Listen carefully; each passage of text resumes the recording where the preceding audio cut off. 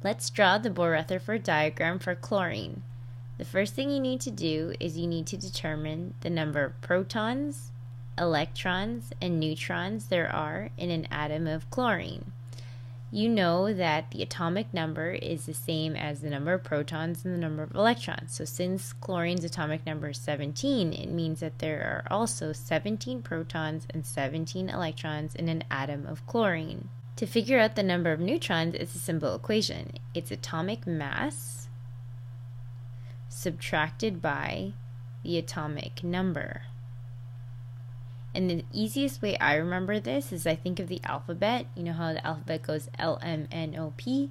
The letter M comes before the letter N, and so it's mass minus number.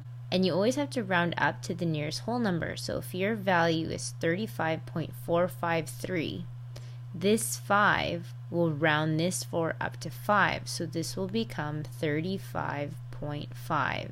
But since you have to round to the nearest whole number, this would be rounded to 36. So then the number of neutrons is mass 36 subtracted by 17. 36 subtracted by 17 is 19. So there are 19 neutrons. Now that you have this information, your next step is to draw your Bohr-Rutherford diagram. The first step is to draw your nucleus. Within your nucleus are your protons and neutrons. So you've got 17 protons and 19 neutrons within your nucleus. Then you need to draw 17 electrons. So you know that your first shell can hold 2 electrons. So there's our first shell, there's 1 electron, there's our second electron. We still need to draw 15 more electrons.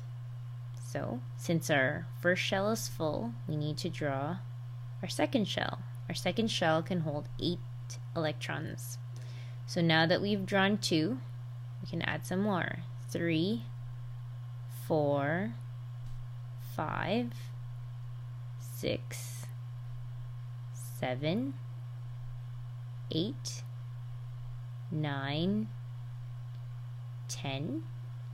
Now this shell is full, but we can't add any more electrons to it. So we've got to draw another shell. So far we've got 8, 9, 10. We've got 7 more to go.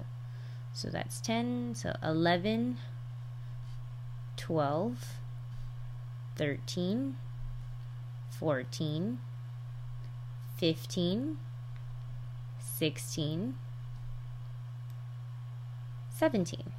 And that is our Bohr-Rutherford diagram for chlorine.